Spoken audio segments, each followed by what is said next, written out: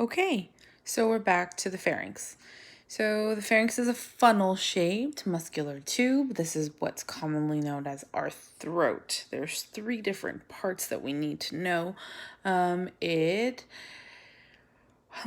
the pharynx runs from the base of the skull to about C6, which is pretty long. It connects the nasal cavity to the mouth and larynx and the esophagus. So it's composed of skeletal tissue. There's three regions: the nasopharynx, which is up top, then followed by the oropharynx, and then the laryngopharynx. A question that I might ask on a test is, please label the three parts of the pharynx from superior to inferior. You would do the following, or it can be something as simple as a multiple choice, like which of the following is arranged from, superior to inferior. And then you'll have three different combinations and you would be asked to choose the correct one. So this portion also, what's important about this portion is that the pharynx serves as it shares systems. It's shared by two different systems. One is the digestive system and the other is the respiratory system. The pharynx does. It shares functions in both. That's another great tidbit.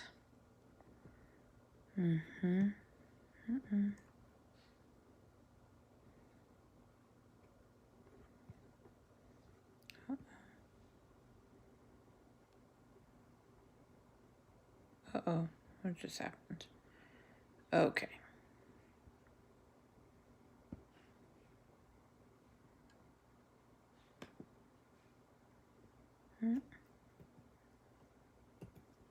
Why is this not doing what it's supposed to be doing? Okay. Next. Good. So the nasopharynx, you have the air passageway posterior to the nasal cavity. That's the nasopharynx. It, again, contains pseudostratified columnar epithelium. Soft palate and the uvula close the nasopharynx during swallowing. Just like the epiglottis closes to prevent aspiration of food. The nasopharynx also has the pharyngeal tonsils, and also called the adenoids, that are located on the posterior wall. Then you have the pharyngotympanic tubes, or the auditory tubes, that drain, equalize pressure in the middle of the middle ear, and open to the lateral walls. So this allows you to both equalize pressure and to drain any kind of mucus that is, or fluid that's built up behind the eardrum. Okay, and then you have the oropharynx, is the passageway for food and air from the level of the soft palate to the epiglottis. Lining consists of stratified squamous epithelium. And the oral pharynx has multiple areas that you need to know. Isthmus of the fauces is the opening to the oral cavity, as you can see in this picture. Please make friends with this picture. The palatine tonsils, which are located in the lateral walls of the fauces, and then the lingual tonsil, which is located posterior on the posterior surface of the tongue. So now not only do we have three parts of the pharynx that you need to know, you also have three different tonsils. So we talked about the nasopharyngeal tonsils, or the adenoids. Then you have the lingual tonsils and the palatine tonsils. These are things that I would remember if I were you, which then takes us to the laryngopharynx, which is the passageway for food and air. Like I said, this is the part where you get to recall that they have another way that I can ask it in a question, or that you can be asked on a test or your boards. When you look at the laryngopharynx being the passageway for food and air, they don't necessarily ask it this way. They'll ask it in terms of which portion shares its function between, two different systems. Yep. It extends to the larynx, where it is contiguous with the esophagus, and it's lined with stratified squamous epithelium. I know that the epithelia and the nature of its tissue is mentioned repeatedly here. I'm putting less emphasis on the lining and the type of membrane that it has. I want to make sure that you become very well acquainted with the gross anatomy piece. Which then concludes the upper respiratory tract. Then now we're going on to the lower respiratory tract. You have the larynx, trachea, bronchi, and lungs. There's two zones. There's the conducting zones and then the respiratory zone. So this respiratory zone is the site where gas exchange actually occurs. So that's the microscopic structures like the respiratory bronchioles and the alveolar ducts and the alveoli. So this is the very end point where the actual gas exchange occurs. And then there's the conducting zones, which are just conduits that transport the gas from the gas exchange sites. So this is all the other, that's everything else, right? So they're in charge of cleansing, warming, and humidifying the air, and basically they're just pipes that carry the air that you just breathe in into the respiratory zone for the gas exchange to occur. Okay, the larynx is also known as the voice box, which extends from the third to sixth vertical cervical vertebrae and attaches to the hyoid bone, opens to the laryngopharynx, and it's contiguous with the trachea.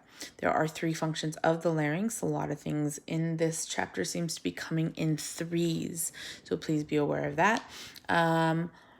It provides the patent airway, so it means that it's open, routes air and food into the proper channels so that the epiglottis kind of makes sure that you don't aspirate or swallow things down the wrong pipe.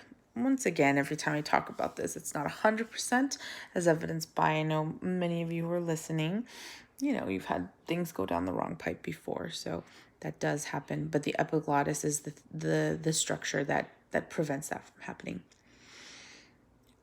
Dun, dun, dun, dun. Voice production. It houses the vocal cords. There are both. So that whole area is called the glottis, and then you have the false within them. You have the false vocal cords, and then the true vocal cords.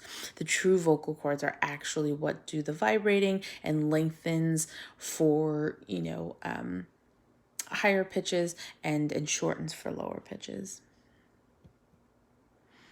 Okay, you have 9 hyaline cartilages except for the epiglottis connected by membranes and ligaments. You have the thyroid cartilage. This is the Adam's apple. It's a shield-shaped cartilage that contains the laryngeal prominence, which is also known as that Adam's apple like we talked about.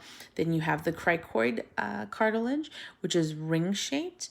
What's interesting about it, it's almost like the biggest C-shaped cartilage that's on the very top.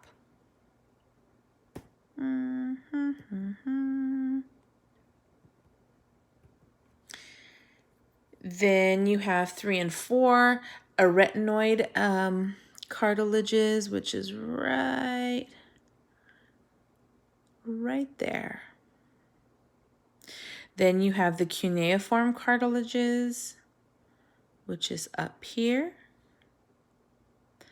And then you have the corniculate cartilages, which is right up here. So that makes 9, including the epiglottis. So the epiglottis is kind of like this swing trash can lid. It consists of elastic cartilage and it's not hyaline.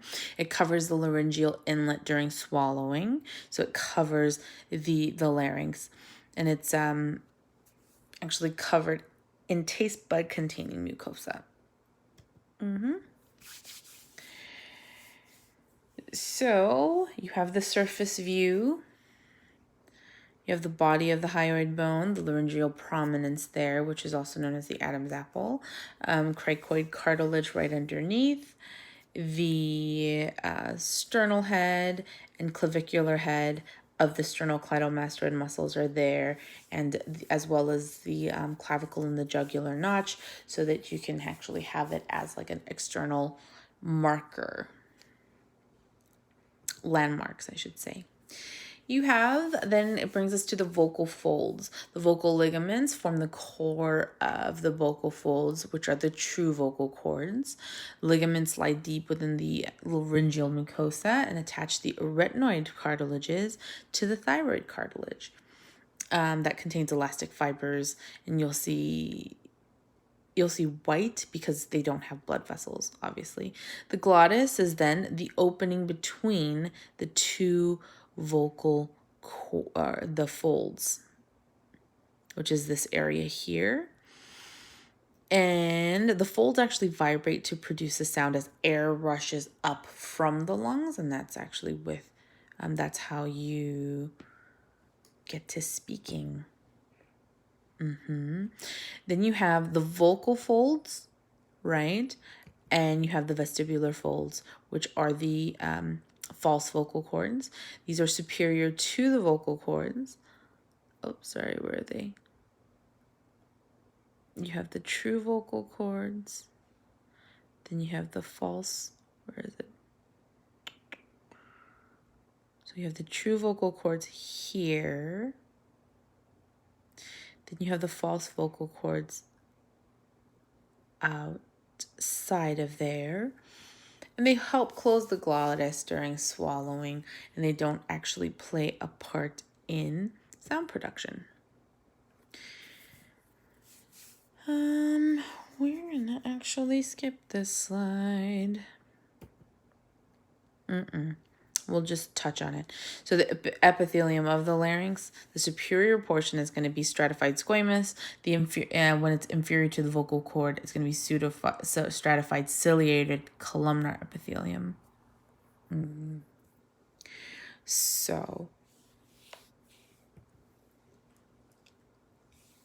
there's the trachea. Voice production, speech is intermittent release of expired air during opening and closing of the glottis. Pitch is determined by the length of the tension, we said.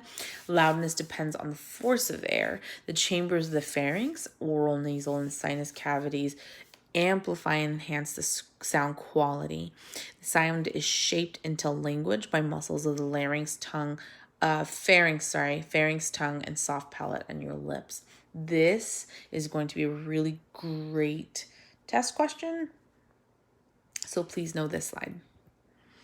Sphincter functions of the larynx. The vocal folds may act as a sphincter to prevent air passage. So this is when you bear down. It's also called the Valsalva maneuver, when you close everything and you can't see me do that, but when you hold your breath and bear down as if you're taking a bowel movement.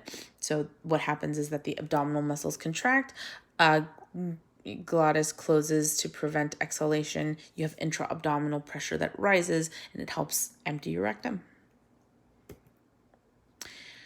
So which then brings us to the trachea, which is known as the windpipe. So right now we have the pharynx so far, that is the throat. Then you have the larynx, which has the alternate name of voice box, which then brings us to the trachea, which is called the windpipe. You should know the alternate names as well as the anatomical names of these structures, as it will be helpful when you explain things to your patients as nurses later on. The trachea extends from the larynx into the mediastinum, where it divides into two main bronchi. The two main bronchi are divided into something to think about is why we have two bronchi. Anyone? Can you take a guess? It's because you have two lungs. Okay, so it's about 4 inches long, 3/4 inch in diameter, and it's very, very flexible. You also have something called a C-shaped cartilage. So you can see this cartilage that's around here, the hyaline cartilage, it actually opens in the back, so that actually gives it a little bit of, for lack of a better way to put it, give. So that's how you get the flexibility, and the cartilage what gives it the patency, and it keeps the trachea open.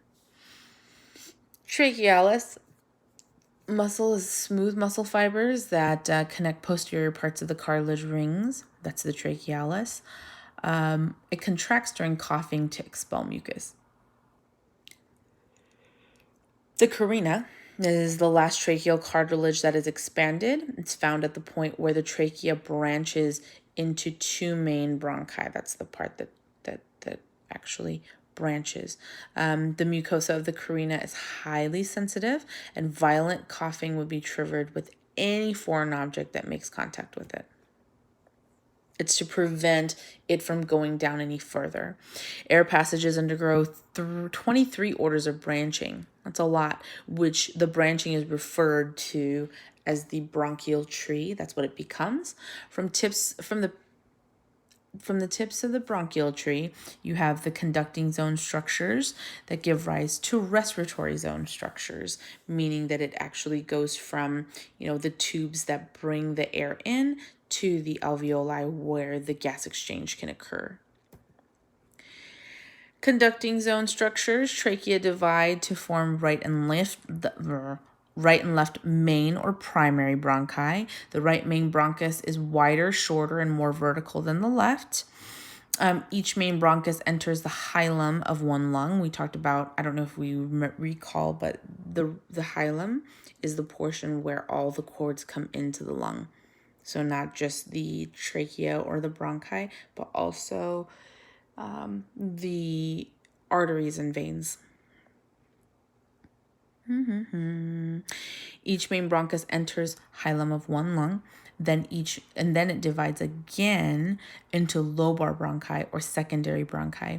There's 3 on the right and 2 on the left because there's 2 lobes on the left and 3 lobes on the right. The conducting zone structures, it branches, the lobar bronchi then branches again into the tertiary or segmental bronchi. The segmental bronchi divide repeatedly and continues to do so. The branches become smaller and smaller, which then turn into bronchioles, which are less than 1 millimeter in diameter. Then they branch out even further to terminal bronchioles, which is the smallest of all the branches, which is less than 0.5 millimeters in diameter.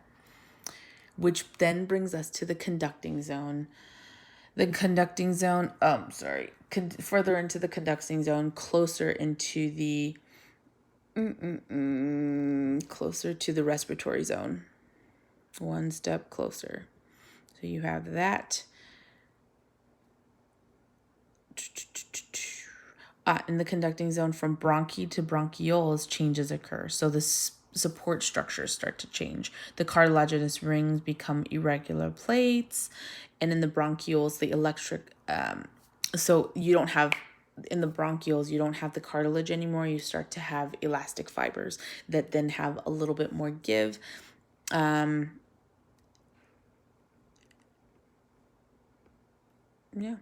that allows us to have better air conduction that comes in further. You also get epithelium type changes. Pseudostratified columnar gives way to cuboidal epithelium. The cilia and goblet cells become more sparse. Then the amount of smooth muscle increases, which allows for bronchioles to provide substantial resistance to air passage. So please just keep in mind, I know that's a lot of detail, but know the different types of looking at this. You have the trachea that divides into primary bronchi, which then divides into the secondary or lobar bronchi, then to tertiary bronchi, and it continues to divide into bronchioles, then to terminal bronchioles. That the conducting zones look like that. And as those conducting zones start to change your support structures, so it becomes goes from really hard cartilage to softer elastic tissue, and that the pseudostratified columnar epithelial gives way to cuboidal epithelial. And that the amount of smooth muscle increases. These are the changes, the general trends of changes that I need you to know for the test. Which then brings us to the respiratory zone. We'll actually take a break right here and then come back to the respiratory zone.